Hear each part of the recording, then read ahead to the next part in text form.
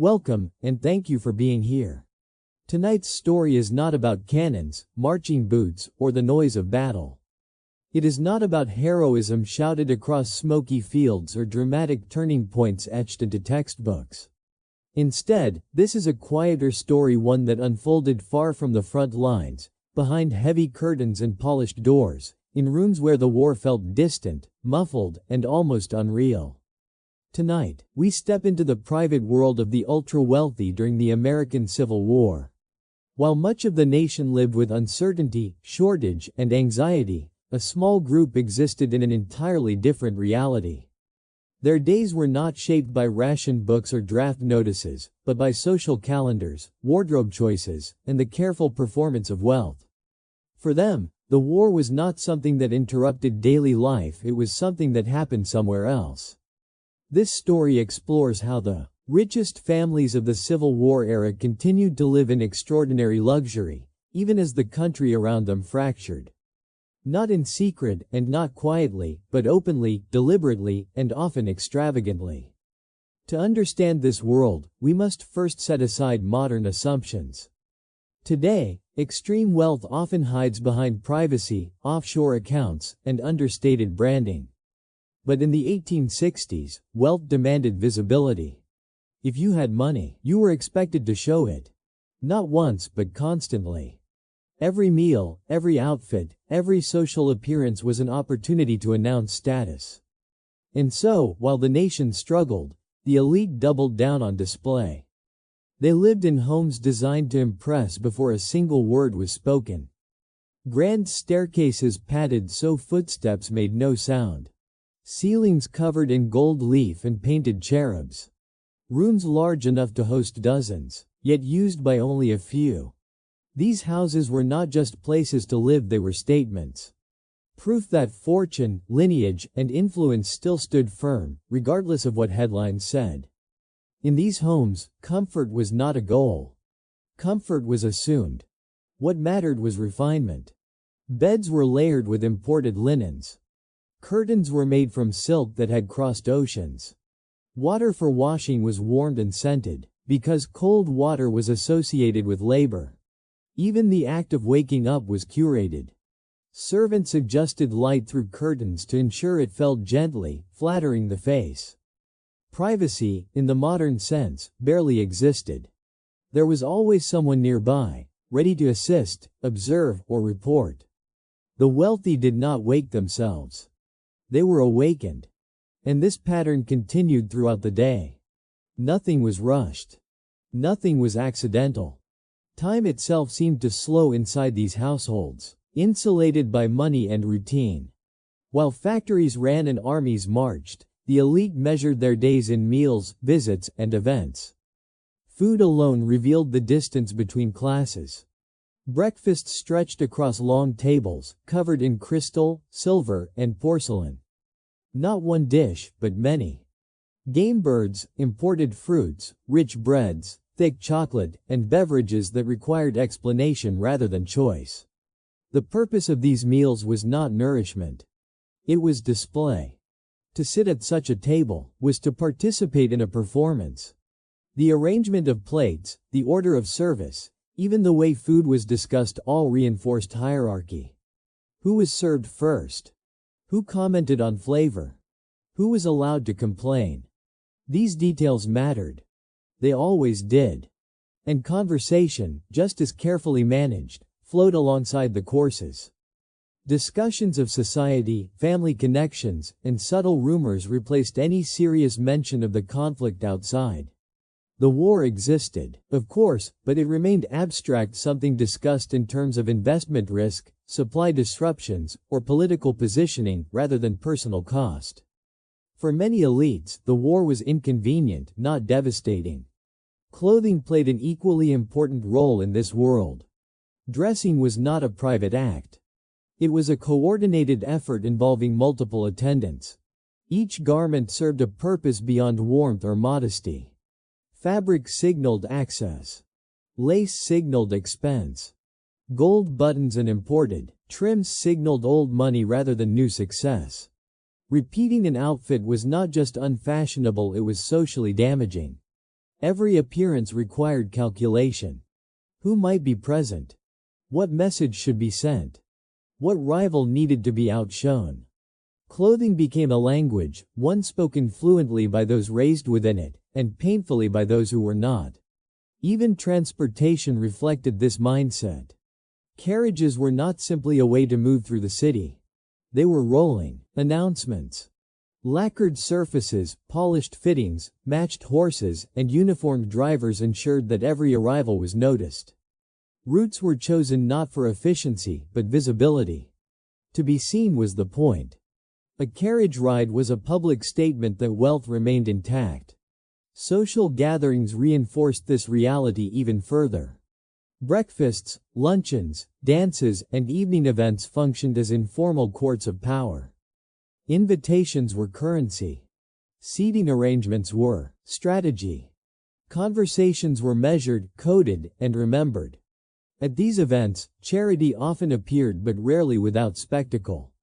Fundraisers became elaborate displays of generosity, where donations were carefully timed and publicly observed.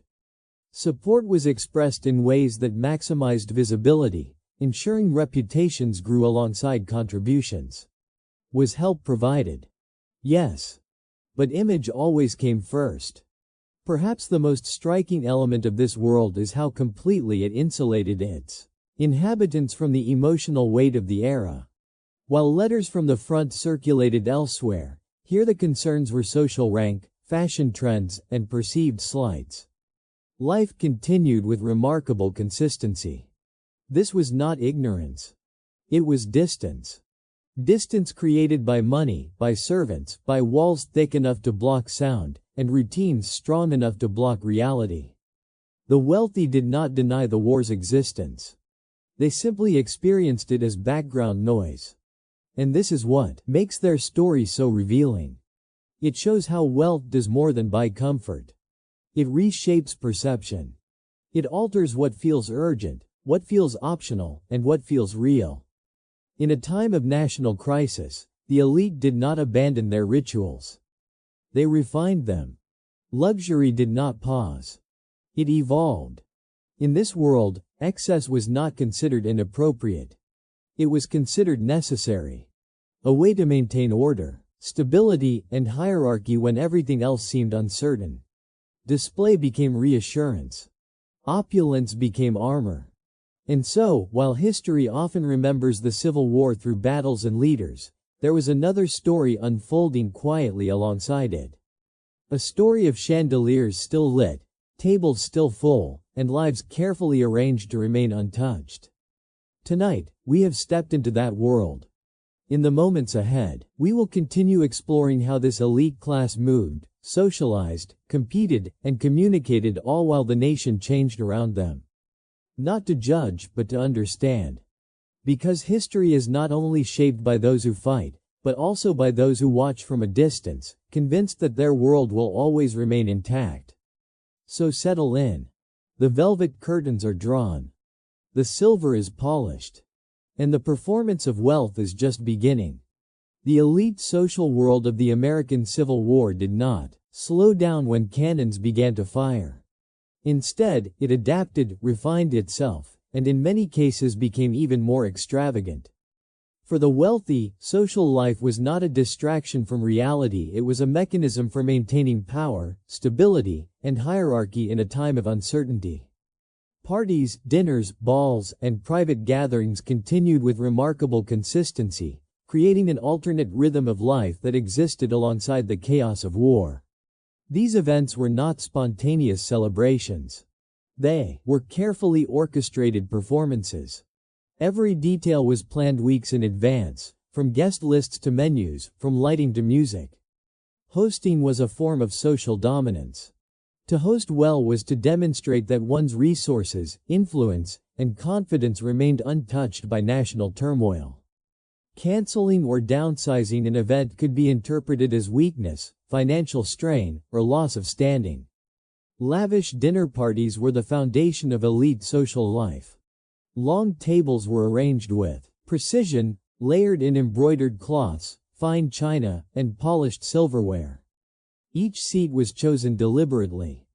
Placement signaled status, alliances, and subtle rivalries.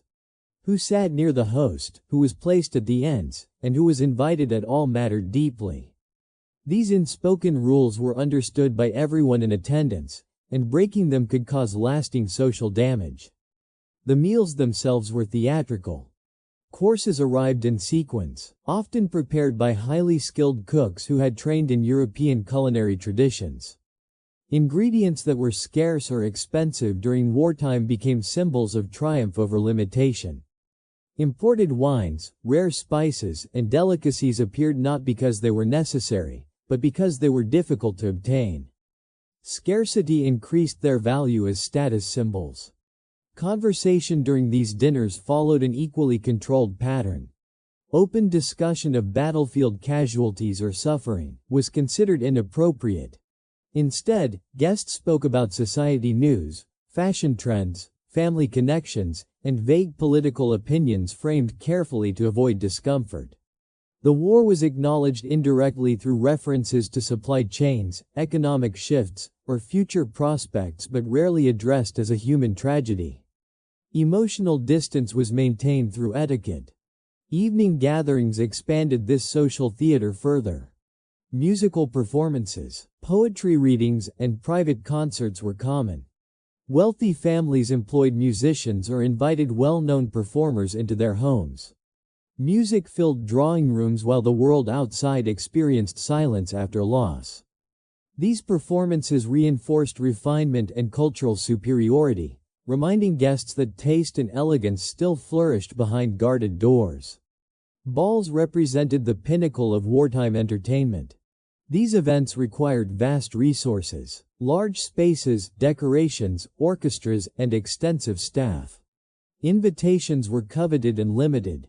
Attendance signaled acceptance into the highest social circles. Dress codes were strict, and new gowns were expected. Wearing an outdated dress could mark someone as struggling or out of touch. Dancing itself carried social meaning. Partners were chosen strategically.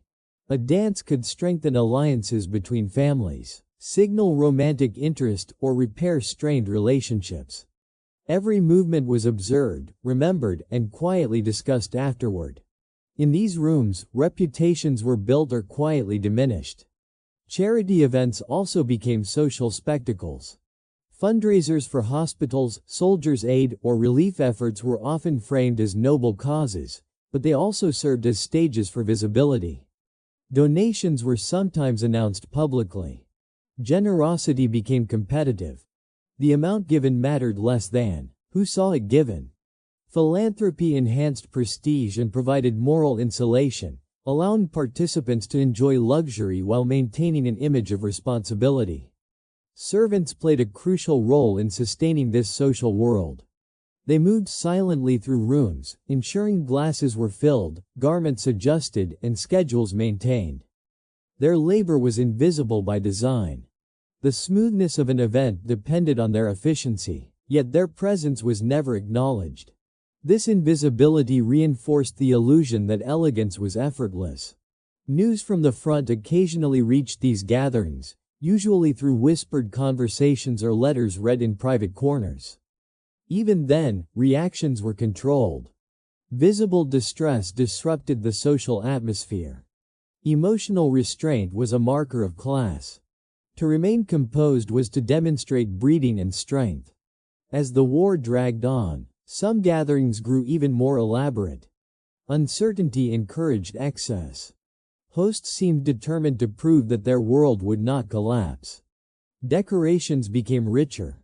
Menus expanded. Music lasted longer. Entertainment served as reassurance, both to guests and to hosts themselves. This social persistence created a sharp contrast with the experiences of ordinary citizens. While many families faced shortages, loss, and fear, the elite environment remained insulated. The separation was not accidental. It was maintained through geography, wealth, and social codes that discouraged empathy from crossing class boundaries. Social life also functioned as an information network. Alliances formed over dinner tables influenced business decisions, political alignments, and post-war planning. These gatherings were not merely leisure, they were strategic spaces where futures were quietly negotiated. The endurance of lavish entertainment during wartime reveals how deeply embedded privilege was in daily life. The war did not dismantle elite culture. It exposed how resistant it was to disruption. Luxury became a statement of continuity. Celebration became a form of defiance against uncertainty. Within candlelit rooms filled with music and conversation, the elite created a parallel reality. One where time moved differently, where danger felt distant, and where the performance of status mattered more than the events shaping the nation's fate. This world did not exist in ignorance. It existed in separation. And it is within that separation that the true nature of wartime luxury becomes clear, not as denial, but as deliberate preservation of power, comfort, and identity. Luxury during the Civil War did not exist on its own. It was sustained by an enormous, carefully controlled workforce whose lives looked nothing like the elegance they maintained. Behind every polished table, every perfectly arranged room, and every seamless social event stood servants whose labor made elite life appear effortless. Their presence was constant, yet their identities were deliberately erased from the story the wealthy told about themselves. In elite households, servants were not considered individuals with inner lives, fears, or opinions. They were viewed as extensions of the house itself, as essential as walls or staircases. Their role was to ensure that nothing disrupted the illusion of calm, abundance, and refinement. The smoother the experience for the elite, the more invisible the labor became. A large household could employ dozens of servants, each assigned to highly specific tasks. There were cooks, kitchen assistants, housemaids, valets, ladies' maids, footmen, drivers, gardeners, and laundresses. Each position existed within a strict hierarchy. Authority flowed downward, and questioning instructions was rarely tolerated. The structure mirrored the broader social order that defined the era. Workdays were long and rigidly scheduled. Servants rose before the household awakened and retired long after the last guest departed. Their day revolved entirely around the needs of others. Meals were eaten quickly, often standing, and rarely resembled the food they prepared. Rest was minimal, privacy almost non-existent. During wartime, this labor became even more demanding. Maintaining luxury required greater effort as supplies became harder to source. Servants were tasked with preserving appearances despite shortages, substitutions, and rising costs. Creativity was expected, but credit was never given. A flawlessly executed dinner under difficult conditions enhanced the host's reputation, not the servant's skill. Discipline was enforced through both formal rules and social pressure. Mistakes, even minor ones, could result in dismissal. A misplaced utensil, a stain on a tablecloth, or an overheard conversation could end employment instantly. For servants, job security depended not only on performance, but on silence. Emotional restraint was mandatory. Servants were expected to remain neutral regardless of personal circumstances. News from the war affected them directly through family members conscripted, injured, or killed, but expressions of grief were unwelcome. Their emotions were considered disruptions to the household's atmosphere. Physical proximity did not translate into social closeness. Servants lived in the same buildings as their employers but occupied separate worlds. They moved through back corridors, used different entrances, and slept in confined quarters. Even within the same structure, distance was carefully maintained. The concept of loyalty was heavily emphasized. Servants were expected to internalize the interests of the household as their own. Long service was praised, but rarely rewarded beyond continued employment. Loyalty flowed upward, while obligation flowed downward only when convenient. Some servants developed deep knowledge of elite life. They observed conversations, habits, and conflicts that were never intended for public awareness.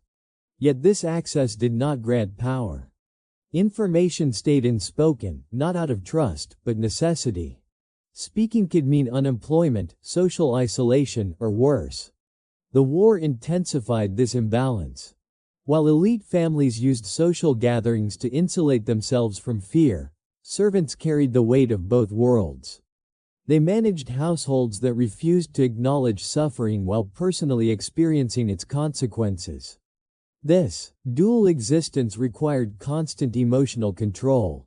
For enslaved individuals in Confederate households, the situation was even more severe. Their labor was coerced, their mobility restricted, and their lives legally owned. Luxury in these environments was inseparable from exploitation. Elegance was built on forced labor, and wartime pressures only increased demands. Despite their central role, servants were excluded from historical narratives of refinement. Their names rarely appeared in letters or records. Their labor was assumed, not documented. Yet without them, elite life would have collapsed almost immediately. The invisibility of this workforce was intentional. Acknowledging labor would disrupt the fantasy of effortless wealth. The illusion required that luxury appear natural, inherited, and self-sustaining. Servants made this possible by absorbing all inconvenience, discomfort, and urgency. Even moments of crisis within elite households rarely altered this dynamic. Illness, financial anxiety, or political tension increased reliance on servants rather than reducing expectations. When uncertainty grew, control tightened. The persistence of luxury during wartime was not only a function of wealth. It was a function of power exercised daily over those who had no choice but to comply. The calm surface of elite life concealed relentless activity beneath it.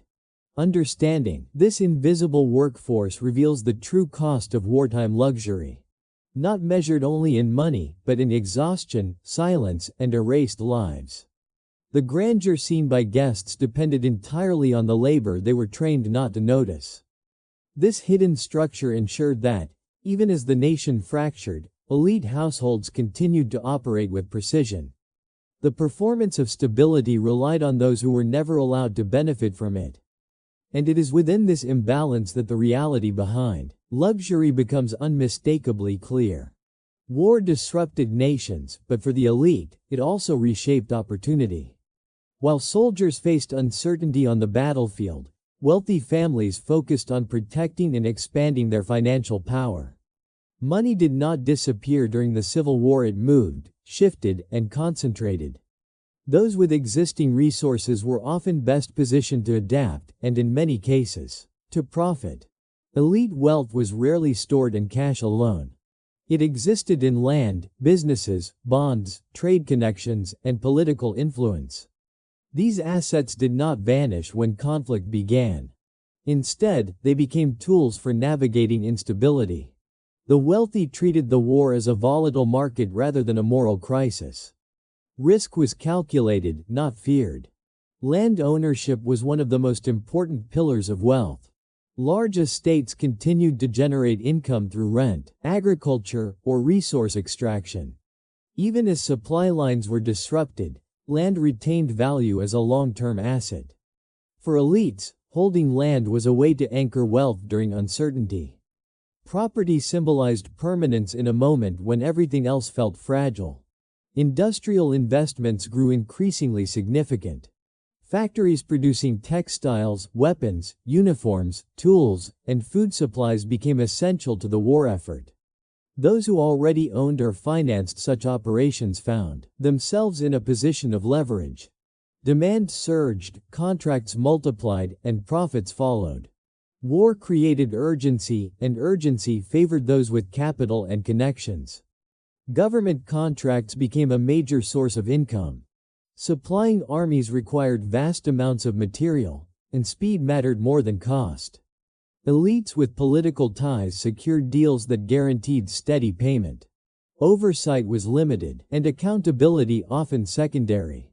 In this environment, efficiency was rewarded, but influence was even more valuable.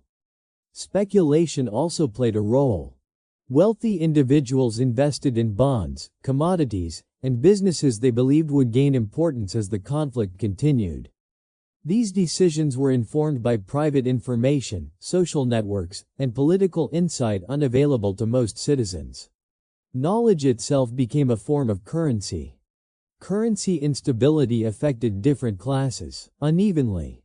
Inflation and shortages harmed ordinary households, but elites were better equipped to absorb fluctuations.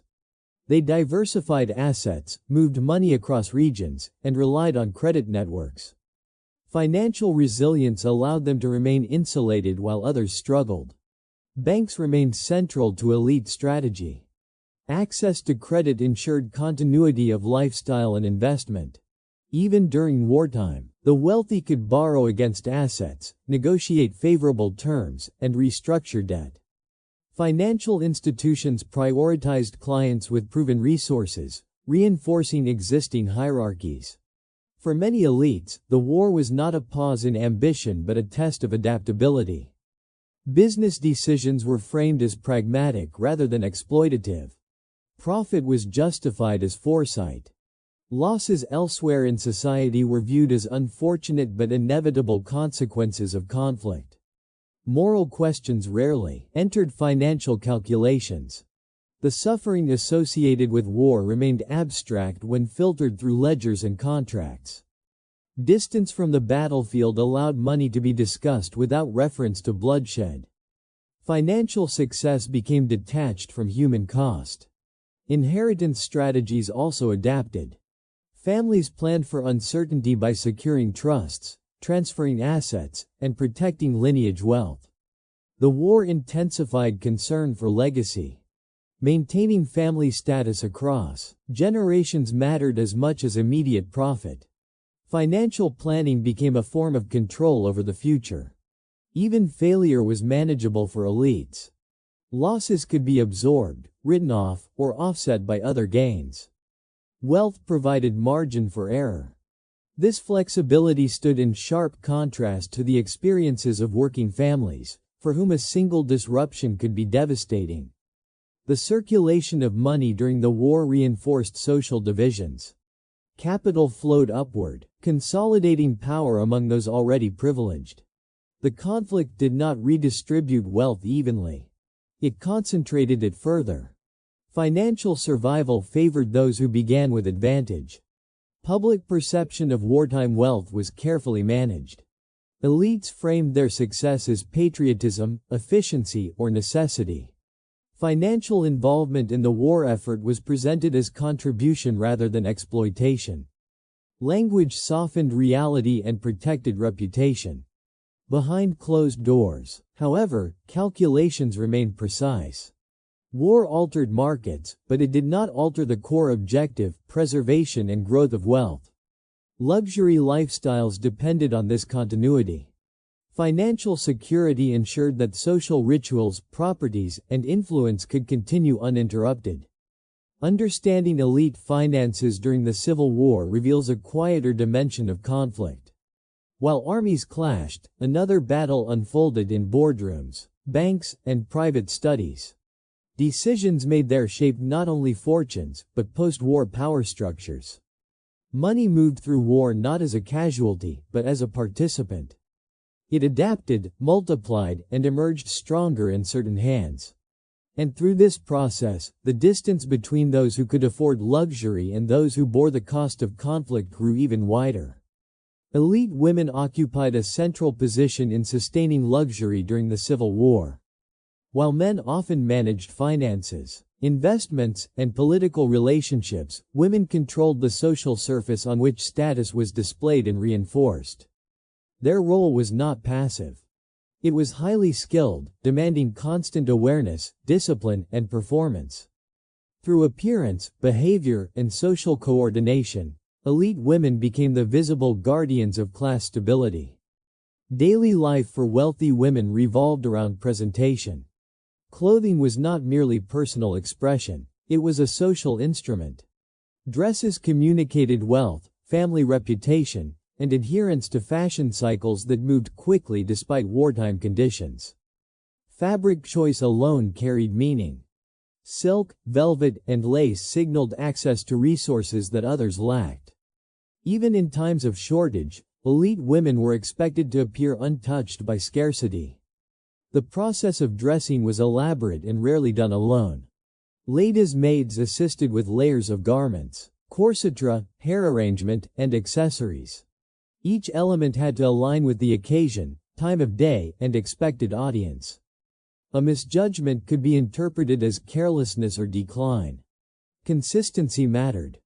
Elegance had to appear effortless, even though it required significant labor behind the scenes. Public appearances functioned as continuous evaluations. Walks, carriage rides, visits, and events were all stages. Elite women understood that they were always being observed. Posture, speech, facial expression, and restraint were essential. Emotional control was especially valued. Anxiety, grief, or fear related to the war were expected to remain private. Composure itself became a symbol of class. Marriage reinforced these expectations. Unions among the wealthy were rarely based solely on affection. They strengthened financial ties, consolidated property, and preserved lineage. During wartime, marriage became a strategy for security. Women were expected to represent not only themselves, but entire family networks. Their conduct reflected directly on male relatives and future prospects. Social hosting often fell under female authority. Organizing dinners, gatherings, and charitable events required logistical skill and social intuition. Guest lists had to balance alliances and avoid conflict. Seating arrangements, conversation flow, and pacing were managed carefully. A successful event enhanced reputation. A poorly executed one could damage it significantly. Charitable work offered another avenue for influence. Elite women frequently led fundraising efforts, hospital support initiatives, and aid societies. These activities served multiple purposes. They projected moral responsibility, strengthened social bonds, and justified continued luxury. Participation in charity allowed wealth to coexist with virtue in the public imagination. Yet even charity followed strict social codes. Leadership positions were dominated by women of established families. Visibility mattered more than direct involvement. Hands-on labor was often delegated, while oversight and recognition remained with those of higher status. Philanthropy reinforced hierarchy rather than disrupting it. Beauty standards added another layer of pressure. Youthfulness, grace, and refinement were prized. Maintaining appearance required time, resources, and constant attention. Aging was managed discreetly through fashion choices and grooming. Deviation from ideal presentation could affect social standing, particularly for unmarried women. Education for elite women focused on refinement rather than independence. Skills such as music, languages, and etiquette enhanced marriage prospects and social utility. Intellectual ambition was acceptable only when it supported conversation and hosting. Public authority remained limited, but social influence could be extensive when exercised correctly. The war altered male presence in some households, increasing female responsibility. Managing estates, overseeing staff, and maintaining social obligations became part of women's expanded roles. However, this shift did not dismantle gender expectations. Authority remained conditional and temporary, tied to absence rather than recognition. Communication networks among women were powerful. Information traveled through visits, letters, and gatherings. News about finances, alliances, and reputation spread quietly. These networks shaped opinion and could elevate or isolate families without formal power structures. Despite their influence, elite women were constrained by appearance. Any sign of impropriety, excess emotion, or deviation from expected behavior could result in social exclusion. Surveillance came from peers as much as from society at large. Judgment was constant and often unforgiving. The performance of status demanded endurance. Even personal loss had to be absorbed gracefully. Mourning followed specific rules. Clothing colors, event attendance, and timelines were regulated. Excessive grief was discouraged. Life was expected to continue. Through these expectations, elite women became essential to preserving luxury culture during wartime. Their bodies, wardrobes, and behavior carried symbolic weight. They reassured society that order remained intact, that hierarchy survived disruption. This role required sacrifice, discipline, and constant self-monitoring. Yet it also granted a form of power subtle, informal, and enduring. By shaping perception, elite women helped sustain a world that appeared untouched by conflict, even as it depended entirely on distance from suffering. In maintaining this appearance, they reinforced the illusion that luxury was natural, stable, and deserved. And through that illusion, the social structure of the era continued to stand, unshaken on the surface, while the nation beneath it struggled to endure. For the elite, the Civil War unfolded at a distance that was not only geographic but emotional and psychological. While battles reshaped landscapes and families across the nation, wealthy households experienced the conflict through layers of separation. This distance was not accidental. It was constructed deliberately through privilege, routine, and control over information. Physical distance was the first barrier. Elite families lived far from front lines, often in secure urban centers or well-guarded rural estates. Their homes were chosen for safety and stability. Even when conflict moved closer, protective measures ensured minimal disruption. Servants filtered news, managed logistics, and absorbed practical concerns, allowing the household to function as if insulated from danger. Information reached elites, selectively. Newspapers were read, but often interpreted through social context. Letters from acquaintances in the military were discussed in controlled settings. Details of suffering were softened or omitted. Conversations focused on strategy, outcomes, or political implications rather than personal loss. This framing preserved emotional balance and reduced discomfort. Routine played a powerful role in maintaining distance. Daily schedules continued regardless of events elsewhere. Meals were served on time. Social obligations were honored. Entertainment persisted. These patterns created a sense of continuity that resisted intrusion from external chaos. Normalcy became a shield. Language further reinforced separation. The war was discussed in abstract terms. Losses were numbers. Battles were movements. Suffering was implied rather than described. This vocabulary allowed elites to engage intellectually without emotional involvement. Detachment was perceived as composure, a trait associated with refinement. Many elite men avoided direct participation in combat through influence or alternative roles.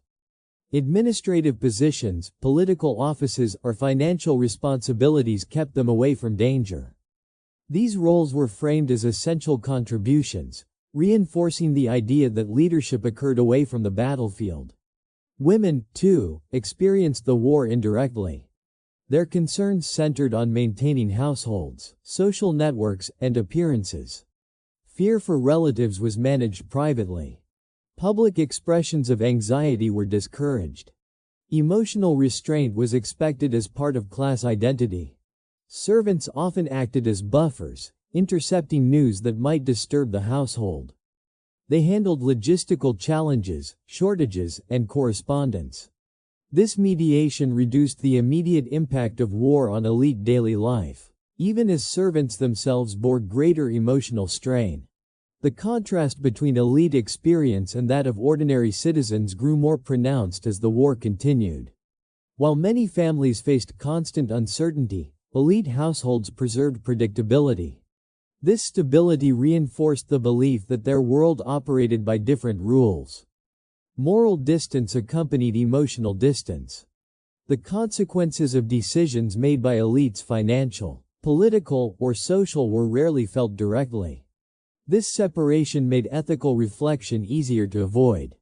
Actions were evaluated in terms of success or failure rather than human cost. Occasional disruptions occurred. Death notices reached even the most protected families. Yet these moments were absorbed into existing rituals. Mourning followed etiquette. Grief was managed within prescribed limits. Life resumed. This controlled response did not mean the elite were unaware of suffering. It meant they experienced it filtered, moderated, and framed in ways that preserved order. Distance allowed luxury to coexist with conflict without internal contradiction. The emotional insulation of the elite reveals how privilege shapes perception. When daily survival is not at stake, crisis becomes background. War becomes something observed rather than lived. This separation had lasting effects. It influenced post-war memory, political decisions, and social narratives. Those who experienced the war at a distance remembered it differently from those who endured it directly. Understanding this emotional divide is essential to understanding wartime luxury. It explains how celebration could continue, how excess could appear acceptable, and how inequality could deepen unnoticed. The battlefield reshaped the nation. But far from the fighting, another reality persisted: quiet, composed, and insulated. And within that space, luxury endured, untouched by urgency, sustained by distance, and defined by deliberate detachment. For the elite, surviving the Civil War was not only a matter of protecting wealth and comfort. It was also about protecting reputation. Status depended as much on perception as on property, and during a time of national upheaval, controlling the narrative surrounding one's family became a critical task. Public image was treated as an asset that required constant management. Elite families understood that visibility carried risk. Being seen enjoying luxury while others suffered could invite criticism, resentment, or political consequences. As a result, appearances were carefully calibrated. Extravagance continued, but it was framed in socially acceptable ways. Private indulgence was separated from public presentation. Language played a central role in this control. Public statements, letters, and social conversations were shaped to emphasize duty, restraint, and contribution. Wealth was described as responsibility rather than privilege. Luxury was framed as tradition, stability, or necessity. These narratives softened the contrast between elite life and widespread hardship. Charity became a powerful tool in reputation management. Donations, events, and leadership roles in aid organizations were highlighted, while the scale of private consumption remained discreet. Public generosity created moral credibility. It allowed elites to maintain comfort while appearing aligned with national sacrifice. Social networks functioned as information filters. Gossip, praise, and criticism traveled quickly within elite circles. Families monitored how they were discussed and adjusted behavior accordingly. Invitations, alliances, and public appearances were used to reinforce favorable impressions and distance from controversy. Press relationships mattered. Newspapers often reflected elite perspectives, whether through direct influence or shared social ties. Coverage emphasized leadership, patriotism, and stability among wealthy families. Negative portrayals were rare and often muted. Control over media narratives helped shape public understanding of wartime society. Symbols were used strategically. Flags, uniforms, and patriotic gestures appeared at appropriate moments. Public displays of loyalty reinforced legitimacy. These symbols reassured observers that wealth and patriotism were not in conflict.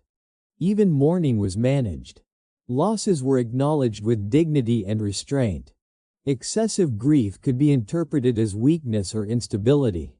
Following social rules for mourning signaled discipline and continuity, reinforcing the idea that elite families remained composed under pressure. Private contradictions were hidden. Financial gain from war-related investments was rarely discussed openly. Political maneuvering occurred behind closed doors.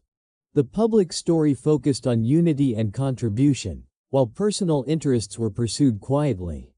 Reputation management extended beyond the war itself. Elites planned for how they would be remembered. Decisions were influenced by future standing in post-war society. Preserving honor, lineage, and influence mattered as much as immediate success. Women often played a central role in this process. Through hosting, correspondence, and social engagement, they shaped how families were perceived. Their actions reinforced narratives of refinement, responsibility, and moral standing. The control of narrative also limited criticism. By defining acceptable discourse, elites shaped what could be questioned and what could not. Inequality became normalized.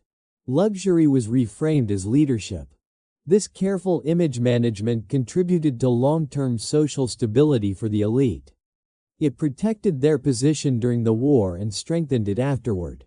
While many citizens emerged from the conflict changed and diminished, elite families preserved continuity. Understanding this narrative control reveals how power operates beyond economics. Influence depends on perception. By shaping how they were seen, elites shaped how history would remember them. Luxury during wartime was not only about material excess. It was about maintaining legitimacy. And through careful control of image and narrative, the elite ensured that their world remained not only intact, but respected, even as the nation transformed around them. The persistence of luxury during the Civil War did not go unnoticed. Beneath the polished surfaces and carefully managed public image, a quiet tension grew between those who lived in comfort and those who carried the weight of the conflict. This tension rarely exploded into open confrontation within elite spaces, but it existed constantly, shaping attitudes, relationships, and long-term social divisions. For ordinary citizens, the contrast was impossible to ignore. While many families struggled with shortages, rising prices, and the absence of loved ones, elite households continued to host events, wear fine clothing, and display abundance. Even when extravagance was softened in public, its presence was understood. The gap between lived realities widened with each passing year of war. Resentment did not always take the form of anger. Often, it appeared as quiet bitterness, exhaustion, or withdrawal. People noticed who seemed untouched by loss and who bore it repeatedly. Conversations among working families reflected this awareness. Luxury became a symbol not only of wealth, but of exemption.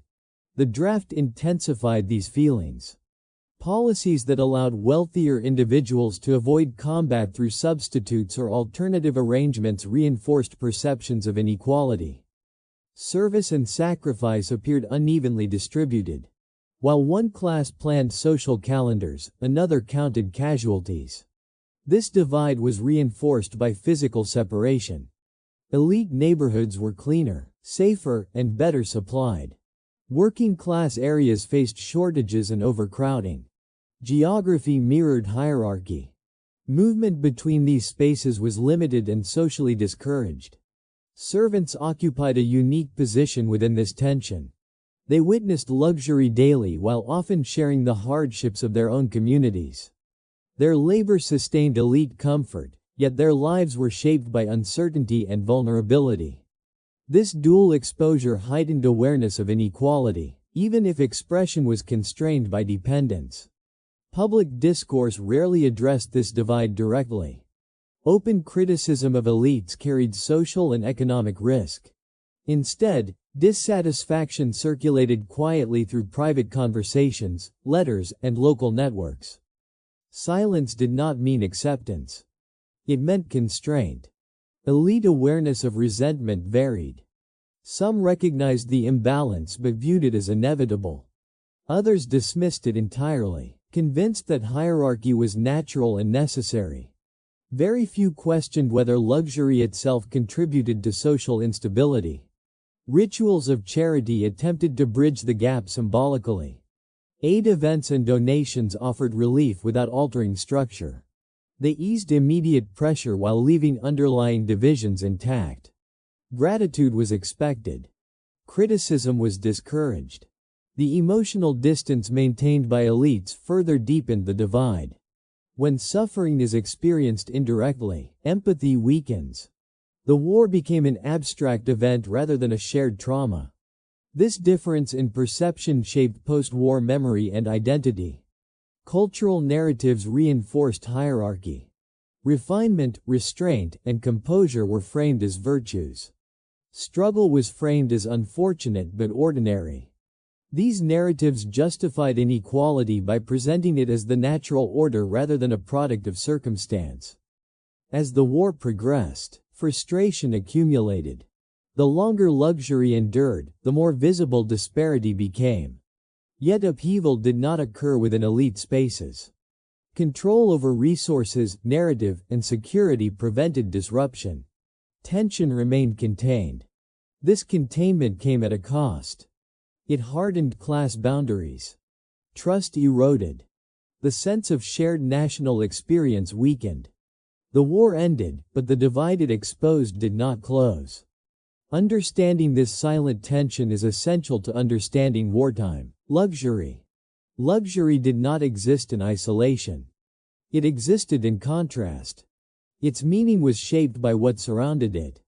The Civil War revealed not only military conflict, but social fracture. One world absorbed loss directly. Another observed from a distance. Between them stretched a gap filled with resentment, silence, and unresolved inequality. Luxury survived the war, but it did not emerge unchanged. It carried with it the weight of division, a reminder that comfort maintained during crisis leaves an imprint long after the crisis ends. When the Civil War finally drew to a close, the nation entered a period of reckoning.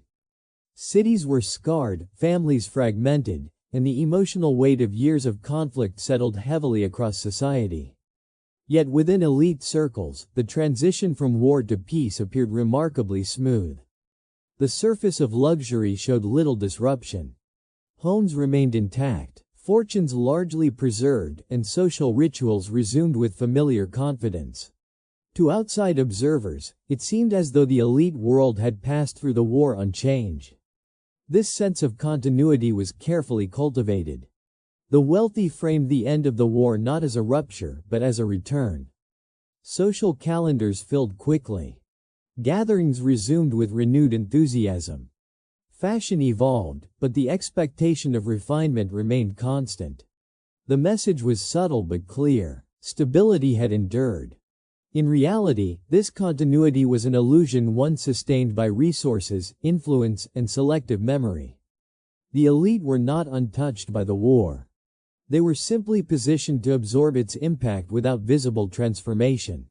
Losses were managed privately. Adjustments occurred quietly. What changed was concealed beneath familiar forms. Economic power played a central role in this transition. Those who had protected or expanded their wealth during the conflict now reinvested with confidence. Reconstruction created new opportunities. Land, infrastructure, and industry became sites of renewed financial activity. The same networks that had navigated wartime uncertainty now shaped the post-war economy. Social hierarchy also reasserted itself quickly. Pre-war distinctions of class regained prominence. Invitations, alliances, and reputations carried forward with minimal interruption.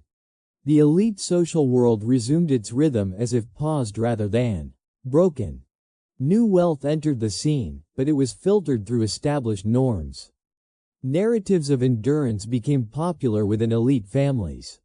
Stories emphasized resilience, leadership, and continuity. Discomfort was reframed as challenge. Sacrifice was acknowledged selectively. These narratives allowed families to integrate the war into their identity without confronting its full consequences. Public memory followed a similar pattern. Commemorations highlighted unity and resolution. The deeper inequalities revealed by the war were rarely addressed within elite discourse. Emphasis rested on restoration rather than transformation. This focus reassured those invested in the existing order. For many outside elite circles, this return to normalcy felt hollow. Losses were permanent. Economic hardship lingered. The contrast between lived reality and elite stability sharpened resentment. Yet power structures remained intact, limiting avenues for change. Elite households adapted their symbols to the new era. Decorations, portraits, and architecture reflected renewed confidence. References to the war were incorporated as markers of history rather than sources of discomfort. The past was acknowledged, but safely contained. Education and upbringing reinforced this continuity. Children raised in elite families inherited not only wealth, but interpretation. They learned which aspects of the war mattered and which could be forgotten. Memory was shaped to preserve identity and legitimacy. Political influence followed similar patterns. Those with established connections participated actively in shaping post-war policy. Reconstruction offered a chance to redefine the nation, but elite interests ensured that change remained measured. Stability was prioritized over redistribution. The illusion of continuity served an important function. It reassured the elite that their world remained coherent. It projected confidence to society at large. And it allowed luxury to persist without interruption or apology. Yet beneath this surface, the war had altered the social landscape. The gap between classes had widened. Expectations had shifted. The belief that hierarchy was unshakable had been tested, even if not overturned. The elite response was to reinforce structure rather than acknowledge vulnerability. This approach shaped the decades that followed. Social divisions hardened. Economic inequality persisted. The lessons of the war were filtered through privilege, limiting their reach. Understanding this post-war illusion is essential to understanding wartime luxury as a whole. Luxury did not simply survive the conflict, it adapted its narrative to emerge unchallenged. Continuity became a story told as much as a reality lived. The war ended, but its impact was unevenly distributed. For some, it marked irreversible loss. For others, it became a chapter absorbed into legacy. And within that difference lies the lasting significance of how luxury endured when everything else seemed to fall apart. The legacy of luxury during the Civil War did not end with the final battles or the signing of peace. Its influence extended quietly into the future, shaping how the war was remembered, how wealth was justified, and how social hierarchy was preserved in the generations that followed. What endured was not only material comfort, but a particular way of interpreting history, one that protected privilege and softened accountability. Elite families became custodians of memory. Through letters, portraits, memoirs, and storytelling, they curated versions of the past that emphasized endurance, dignity, and leadership. Wartime luxury was rarely described directly.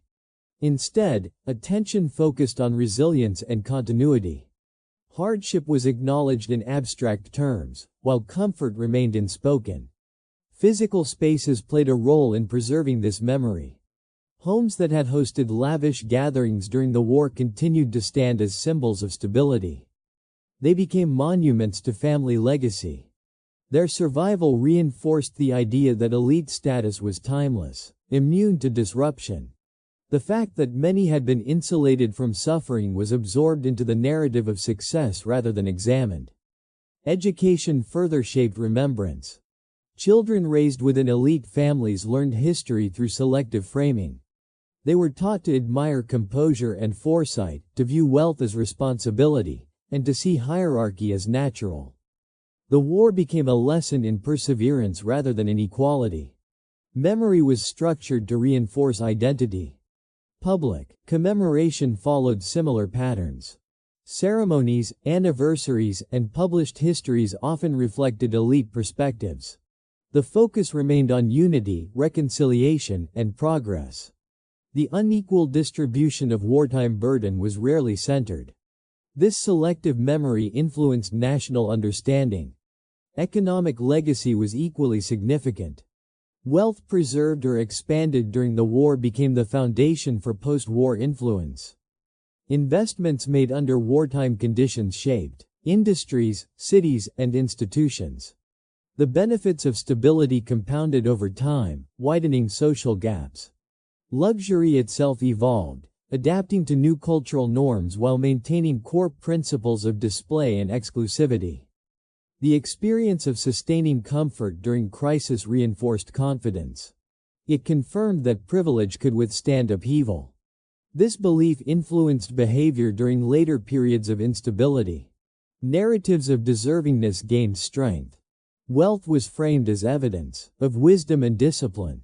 The ability to remain composed during war became a moral credential. This framing justified continued inequality and discouraged critique. For those excluded from this legacy, memory looked different. Loss, displacement, and hardship shaped family histories. The contrast between these memories and elite narratives deepened social divisions. Yet dominant versions of history rarely accommodated these perspectives. The distance maintained during the war carried forward into peace. Emotional separation became cultural separation. Understanding the war from afar shaped political and social decisions that affected future generations. Legacy also influenced silence. Certain questions were never asked. How luxury persisted? Who paid the cost? What alternatives might have existed? Silence became part of inheritance. Examining this legacy reveals that wartime luxury was not an anomaly. It was a demonstration of how power operates across crisis and memory. The ability to shape narrative ensured that comfort remained legitimate. History is not only what happened, but what is remembered. By controlling memory, elite families extended their influence beyond the war itself. Luxury became part of identity rather than circumstance. This legacy continues to echo. It informs how societies respond to crisis, how inequality is explained, and how privilege is defended. The Civil War exposed divisions, but it also taught the elite how to endure them. Understanding this long shadow completes the picture of wartime luxury. Not as a momentary contradiction, but as a lasting force that shaped the future as much as it defined the past. As luxury persisted through the Civil War and carried itself into the post-war era, it required more than money and distance to survive unquestioned. It required moral justification. For the elite, maintaining comfort during a national crisis could not simply be ignored internally. It had to be explained, normalized, and absorbed into a belief system that allowed inequality to feel acceptable rather than troubling. One of the most powerful tools in this process was silence. Silence operated on many levels. Certain topics were avoided in conversation. Certain questions were never asked. The daily contrast between abundance and suffering was acknowledged only indirectly, if at all. By not naming the imbalance, the elite reduced its emotional weight. What is not spoken becomes easier to accept. When inequality was acknowledged, it was often framed as unfortunate but inevitable. Hardship was described as a universal feature of war, not something distributed unevenly. This framing dissolved responsibility. If everyone suffered, then no one was specifically accountable. Luxury became a variation of circumstance rather than a moral problem. Another common justification centered on merit. Wealth was presented as the result of foresight, discipline, and good management. The ability to maintain comfort during wartime was interpreted as proof of competence. Struggle, by contrast, was subtly linked to poor planning or lack of stability. These narratives transformed privilege into evidence of worth. Religion also played a role. Prosperity was sometimes interpreted as favor, reward, or destiny. This belief softened moral tension by shifting explanation away from human systems and toward abstract purpose. If outcomes were divinely ordered, questioning them became unnecessary, even inappropriate. Charity further reinforced moral insulation.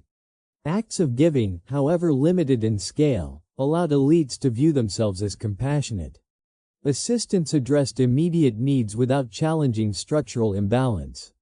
Generosity became proof of virtue, even when it preserved inequality rather than reducing it. Social etiquette supported these justifications.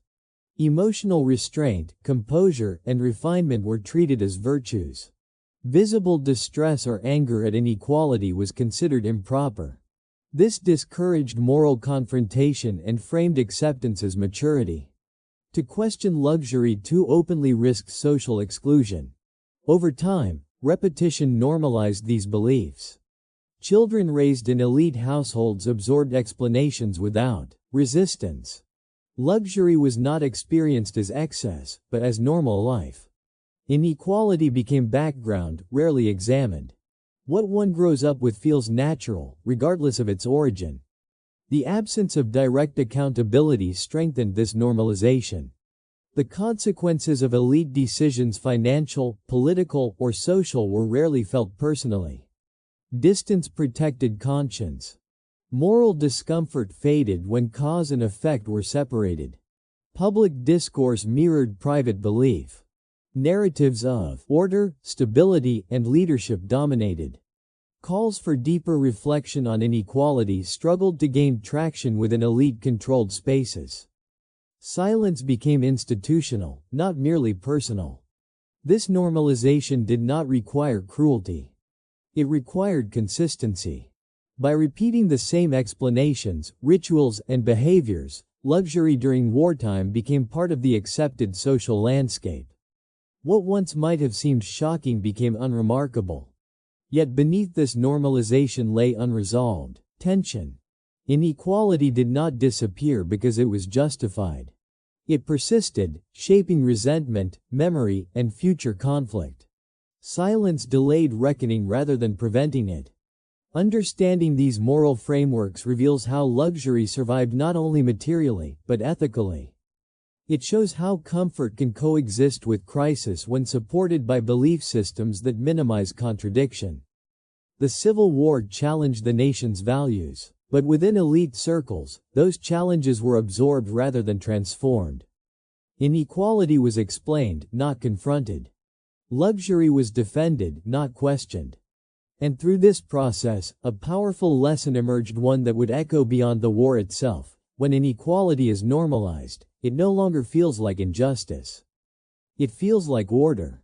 The story of luxury during the Civil War is not only a historical curiosity. It is a lens through which power, crisis, and human behavior become easier to understand. When a society is placed under extreme pressure, differences do not disappear. They become clearer. And the way those differences are managed reveals more about structure than about circumstance. Luxury endured during the war not because the elite were unaffected by events, but because they possessed tools that others did not. Wealth created buffers. Social networks created protection. Narrative control created legitimacy. Together, these elements formed a system capable of absorbing shock without visible collapse. Crisis did not flatten hierarchy. It tested it. For those at the top, the challenge was not survival, but continuity.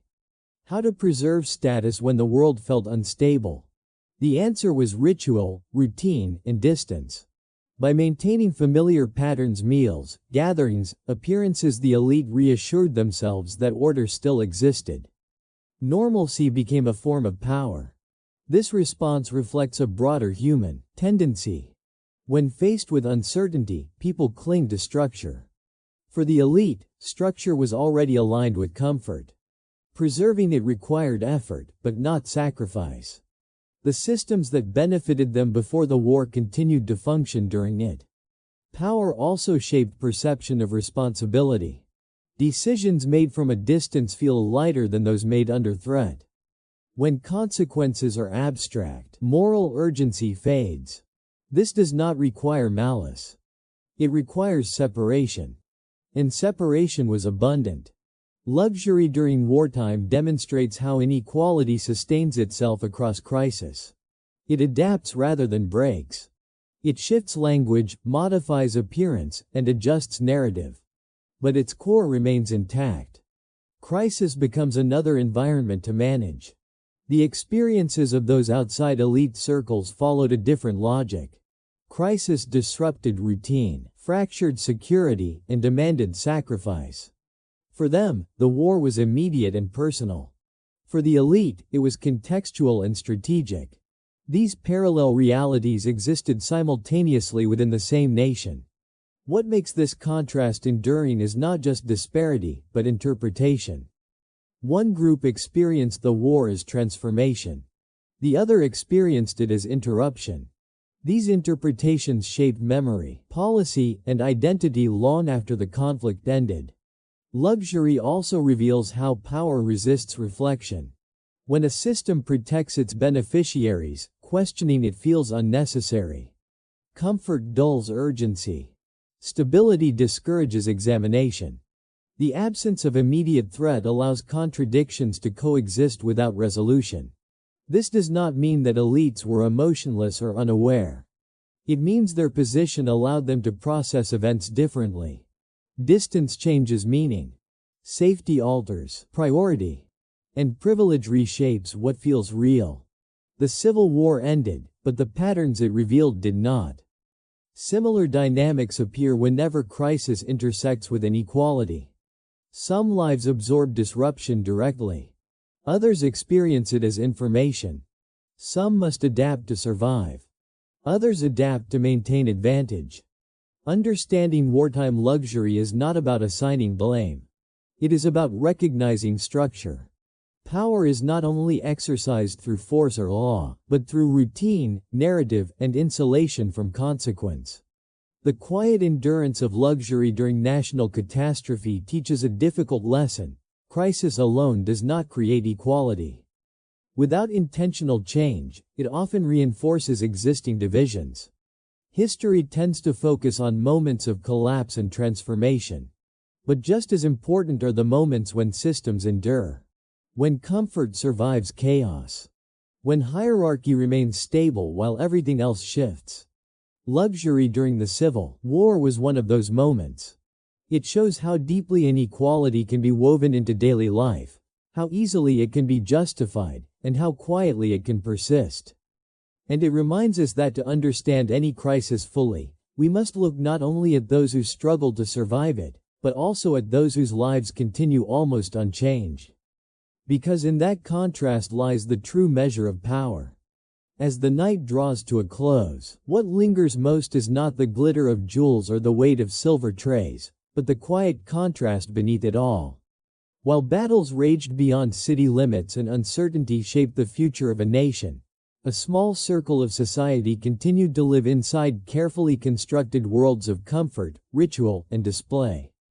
Their days unfolded according to etiquette, appearances, and social maneuvering, buffered from the harsher rhythms of war by layers of wealth and tradition. These lives were not defined only by excess, but by performance. Every meal, every outfit, every visit and gathering was part of an unspoken language, one that measured status, influence, and belonging. Luxury became both shield and signal, a way to assert control in an era when the world outside felt increasingly unstable. In this sense, their extravagance was not just indulgence, but reassurance proof, at least to themselves, that their place in the world remained secure. History often remembers wars through generals, dates, and decisive moments. But alongside those stories exist quieter, stranger ones of breakfast tables set like stages, of dances that doubled as negotiations, of carriages rolling past hardship without slowing down.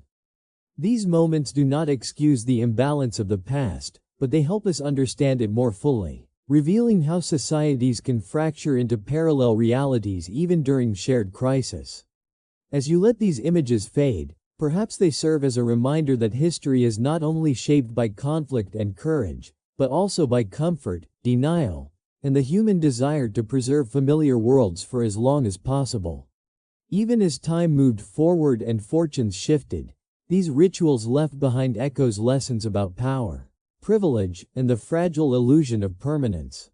Thank you for spending this quiet time here and for listening until the end.